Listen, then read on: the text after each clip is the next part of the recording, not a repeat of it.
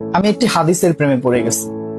হাদিসটা হচ্ছে ঠিক এমন যে যখন বান্দা একটি ঘরে কান্না শুরু করে এবং তখন আল্লাহর ফেরেশতারা বলে যে আল্লাহ তোমার এই বান্দাটা কি জন্য কষ্ট পাচ্ছে, এবং ফেরেশতারা আল্লাহর কাছে কান্নাকাটি করে বলে যে তার মনের ব্যথাকে তুমি আল্লাহ কমিয়ে দাও। তখন আল্লাহ তাআলা বলেন যে আমার বান্দা এমন কোনো কিছুর মায়া পড়েছিল বা ভালোবেসেছিল যা আমার চাইতে সে বেশি ওই জিনিসটার প্রতি ভালোবেসে ফেলেছিল। আমি আমার বান্দার কষ্ট আমি বুঝি এবং আমি দুঃখী মানুষের মানে ভগ্ন হৃদয়ের মানুষের খুব কাছাকাছি অবস্থান করি।